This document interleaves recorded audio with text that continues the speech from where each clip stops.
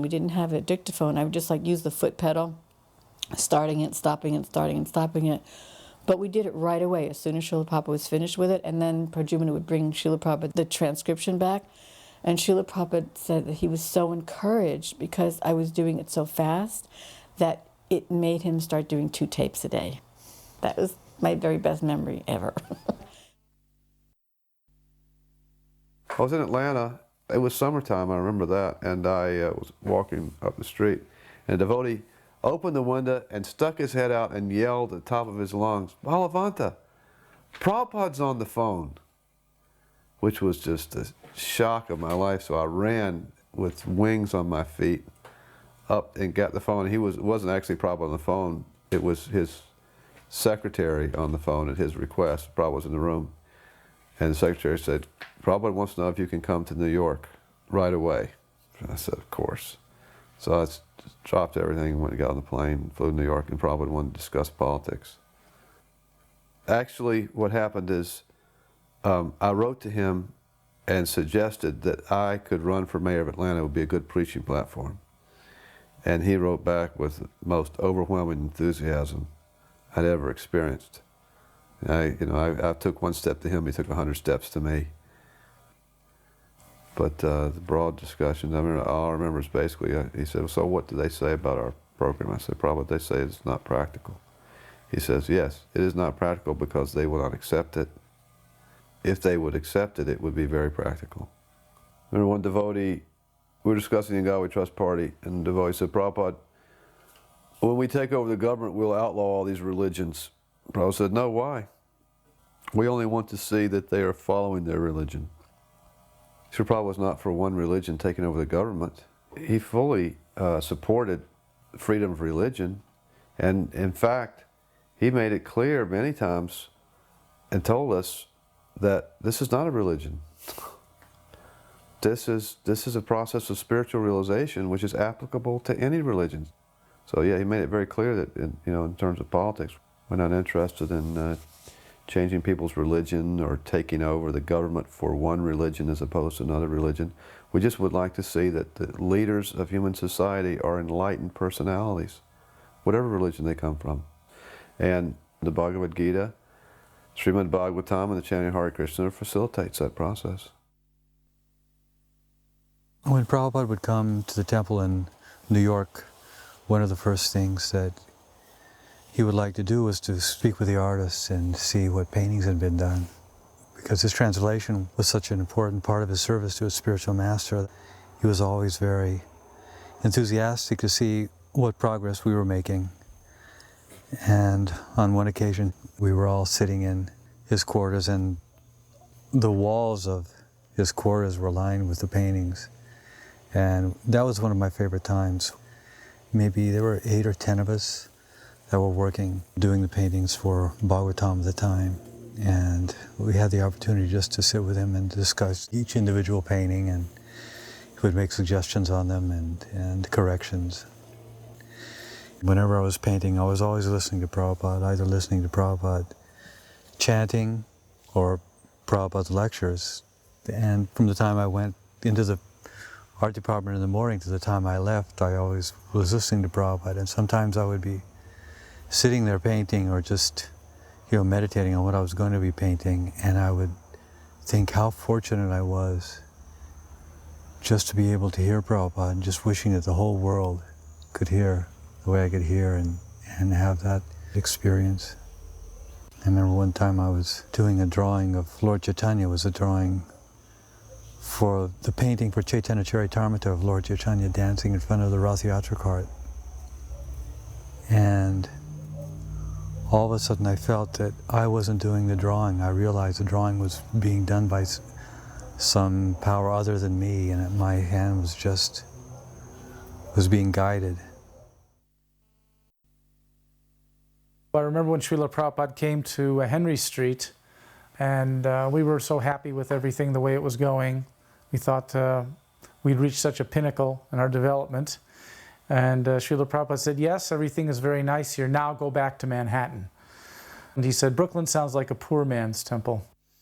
So he sent Shyam Sundar, who happened to be traveling with him at the time, back into Manhattan, and he started looking for buildings, and Shamsundar started realizing we're talking about millions of dollars here.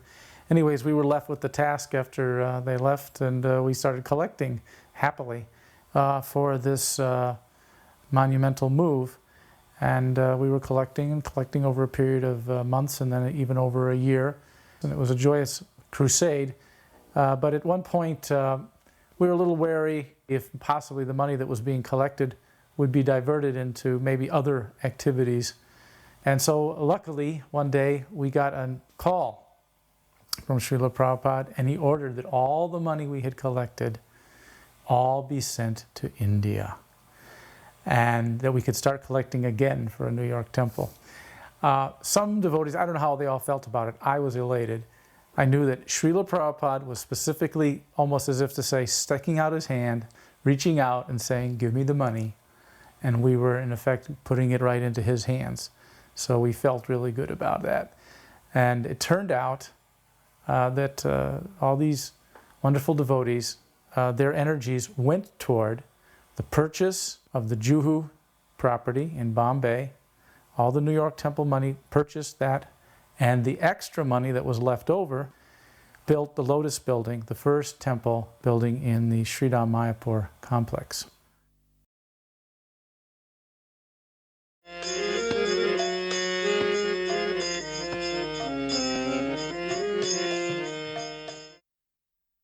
Of course, this Rath Yatra became very famous because Prabhupada never sat in his Vyasasan, which was there, and walked and danced the entire way. And what was the amazing thing was just days before and weeks before he had been very ill. He was in Mayapur in Calcutta. And he asked the leaders what he should do, because he was being invited to the Rath Yatra in London, and he was also being invited, I believe, to Australia to rest and recuperate from his illness. And I remember he, told them to, which he would do sometimes, he said, talk amongst yourselves and tell me what you think. And I remember massaging him that day when he said that, and he said to me, he said, what do you think? Should I go to London for the Rath Yatra, or should I go to Australia and rest?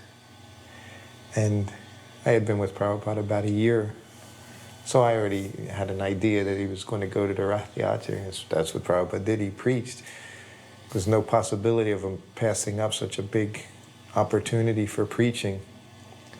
And I said that. I said, well, if you go to London, I say there'll be thousands of people there at the Rath Yatra festival that you can preach to. And of course, if you go to Australia, that won't be there. And he just said yes. He said, that's right. So then later on in the afternoon, he called everyone and he just told them, he said, we're going to London, to Rath Yatra. I picked Prabhupada up at Heathrow Airport in a helicopter and flew him into the front lawn. He landed in a helicopter. And the entire trip from the airport, it was storming. And this little helicopter, I think it was just 2 passengers, just Prabhupada and I, was moving like, really abruptly. I was getting sick. It was like being on the inside of a basketball or something, rotating. And I looked over at Prabhupada thinking, oh my God, he must be getting ill. And he was just as calm as could be, just enjoying the ride. And we were just skimming over the treetops at a very high speed. And we landed there on the lawn. Prabhupada used to say to people, I have arrived in a helicopter.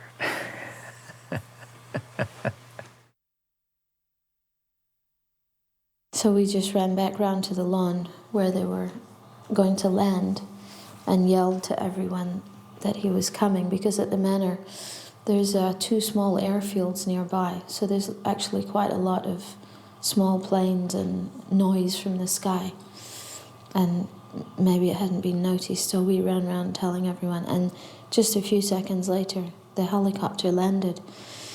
And I don't know if it had been raining or what, but the grass was very wet, and we were running towards the helicopter, and the pilot of the helicopter was flipping out because the blades were still turning. And I was just so eager to get there to see Prabhupada again. I just went flying. I don't know if I tripped or slipped or what, but I went face down on the grass.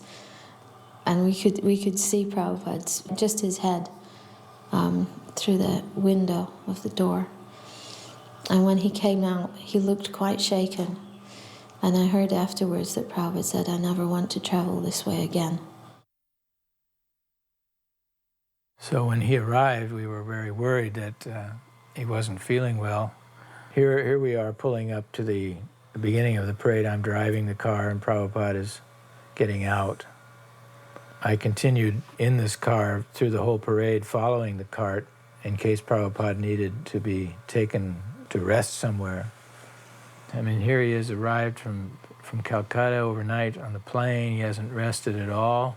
So we figured, you know, either he can sit on the cart for a while and then get off, and we'll put him in the car and take him somewhere to rest. But he surprised us all and never even got up on the cart to sit. He danced and walked the entire distance for hours on a hot July day in London, muggy day.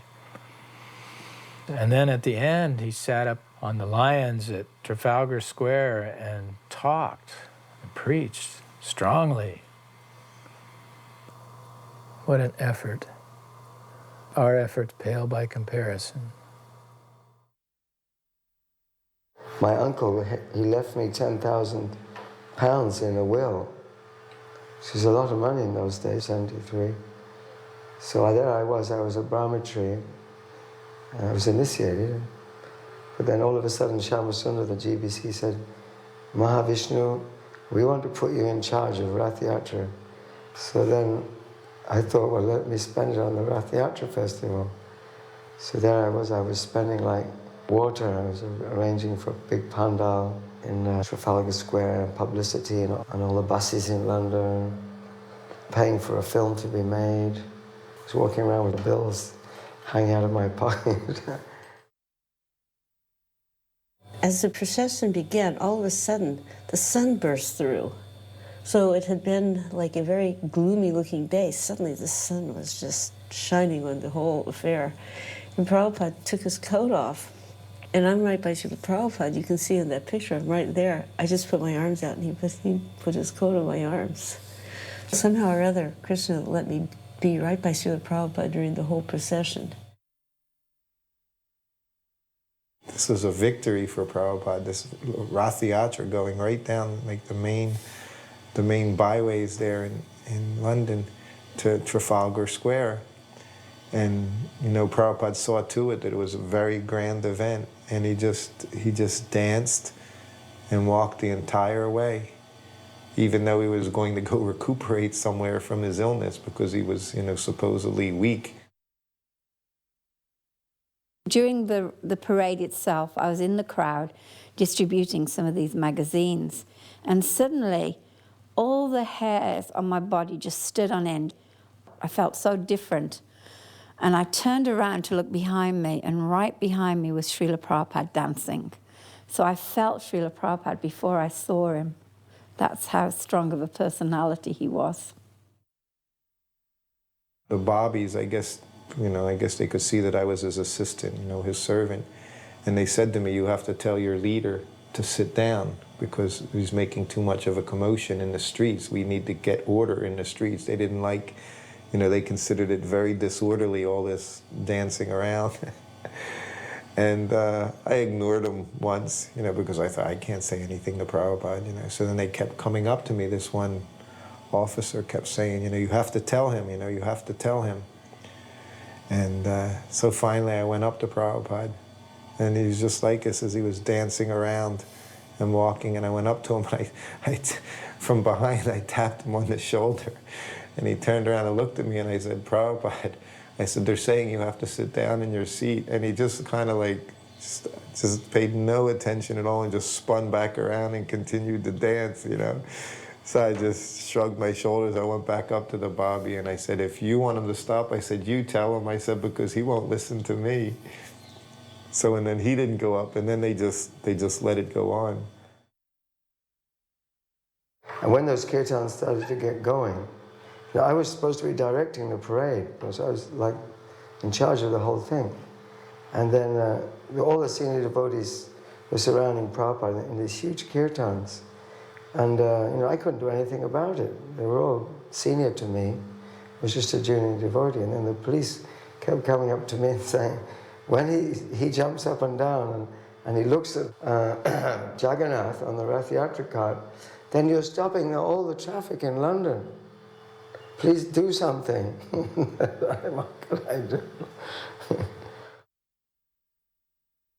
Finally, at one point, he motions to us, and he wanted us all the kirtan devotees to come down off the Rath Yatra cart. He said, "Come on down." And so we came down and had kirtan with Prabhupada right down there on the street. Everyone came off the cart.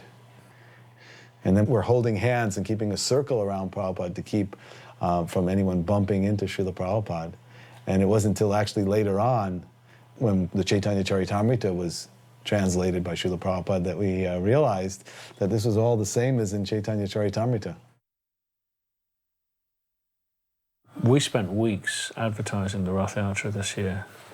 We called it London's Summer Festival. We had stickers made, orange circular stickers, and we stuck them on every available surface, lamp posts, shop windows. Somebody went on all the underground trains and stuck them on all the doors of the underground trains, and the whole of London was just covered in the things. We were surprised, actually, that more people didn't come. We thought, there'd be 100,000.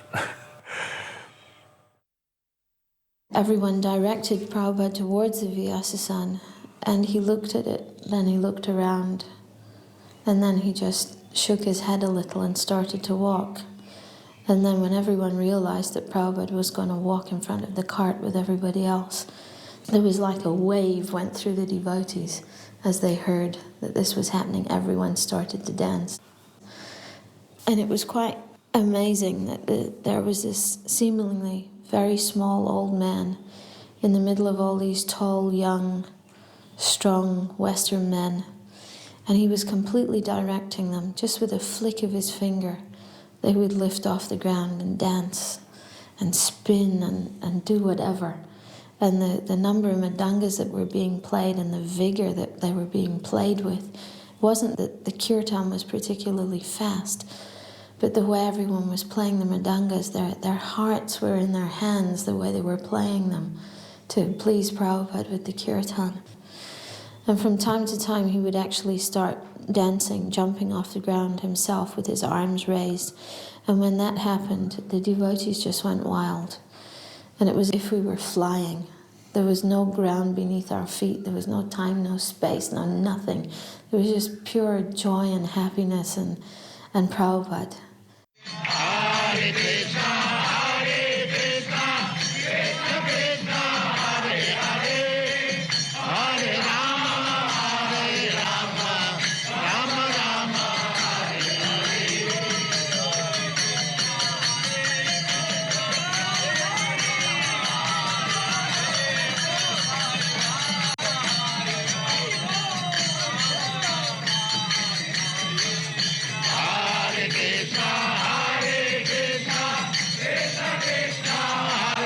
Hare, Hare Rama, Hare Rama, Rama Rama, Hare Hare.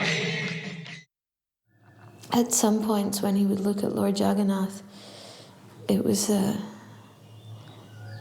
face of a man in love, the way he looked at Jagannath.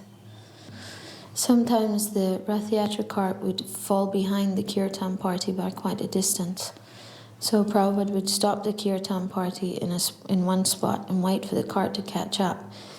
He would sometimes raise his hands and as if he was beckoning to Lord Jagannath to come. And once the cart caught right up to the party, then he'd move on again. That walk from Marble Arch to Trafalgar Square, if you were just walking it without dancing or whatever, it takes at least a half an hour just to walk normally. But the Rath Yatra procession lasts for about 2.5 hours. During the Rath Yatra, when we turned from Piccadilly to go down Haymarket towards Trafalgar Square, then the Rath Yatra cart began to go out of control, and the braking system was not working properly, so it was starting to accelerate down the hill. And the devotees were sort of blissfully unaware of what was going on, but the police could see that this was happening, and the police started to get into anxiety. So I remember one policeman approached one of the devotees in a mood of great concern, asking, "Who's in charge here? Who's in control?" And the devotee turned around and said, "Krishna's in control," and went back to the kirtan. When we arrived at Trafalgar Square, at one point, Srila Prabhupada looked around, he saw a small street, and he started to go down it. This wasn't on the procession route. The whole procession starts to follow him. He was looking for a place to pass urine. And Lord Jagannath and the whole procession was going right along with him. This was another one of these events, very special events like the opening of the temple in Vrindavan. This was conquering London, he conquered the British, Prabhupada. I mean, we knew what he was when he was young, when he first met his spiritual master, right? He was into the Gandhi movement, he wasn't into British rule. So now he came and took over Britain. That's what he did, it was like right back in their face. These are special triumphs, I think, that Prabhupada really, really enjoyed. This festival, we had made a lot of promises to the authorities regarding, how we would conduct ourselves, things we would and wouldn't do. So we set up these tents. This is the one right with those yellow tents. In order to secure these tents with the lines you can see that come from them, we just drilled holes into the cement and drove iron stakes, pegs in there, which was a total no-no for the authorities. But anyway, the festival went off. It was just really sensational with so many people. Prabhupada was very pleased, there was no doubt about it. But the following year, they just absolutely would not give us any leeway for performing a festival. It took some time for them to regain their trust in us. There he is in Trafalgar Square, the center of the British Empire.